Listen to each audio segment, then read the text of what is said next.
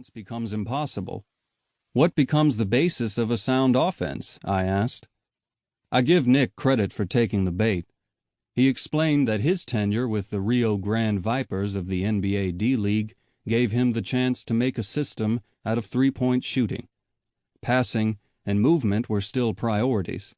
It wasn't all dribble and screen and roll. We went back and forth for the rest of the ride around the lake and then at lunch at a roadside diner.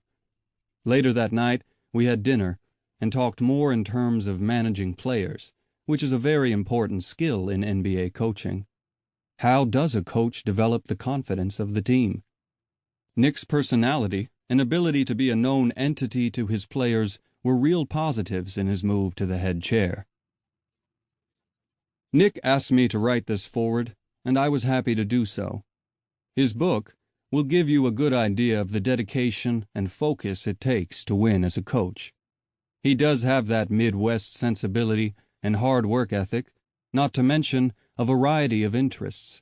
For example, he taught himself how to play the piano and has a love of Thelonious Monk's genius. He even named his offense the Monk Offense, similar to Ron Ecker's, for its freestyle methods. Coaching takes or makes a strong personality, one that understands that the coach is where the buck stops. This takes grit. Coaches have to point out the elephants in the room. Sometimes they take risks to bring players around to making changes in their game or in the team's. They have to have the verve to give the team confidence that everything is going to work out when things aren't going smoothly. When situations are tenuous and there is a victory or defeat in the balance, they must be calm enough to allow the players to relax and enjoy the moment. Nick's passion is evident, and his decisiveness during the pressure of last year's playoffs bodes well for his continued success. He just wants to coach. Just before the 2020 All-Star Game, the Raptors were on a tear with a 15-game winning streak that has confounded basketball experts. After they lost Kawhi Leonard in free agency at the end of the previous season, experts thought the team would have trouble finishing in the top ranks. But Nick has made a career out of proving people wrong. Kudos to Nick Nurse. He can coach. March 2020. Prologue. When I was 22 years old, just out of college and with a degree in accounting I was not excited about putting to use, I decided to give pro basketball a try. I was not anybody's idea of an NBA player. I could really shoot the ball. In 4 years at the University of Northern Iowa, I made 47% of my three-point attempts. But I was just 6 feet tall, and by the standards of high-level basketball, athletically deficient. Years later, my former college coach, Eldon Miller, paid me what I believe he meant as a compliment. Nurse couldn't run very fast and couldn't jump at all, he told a reporter, before adding that I was an intelligent type who did not make many mistakes.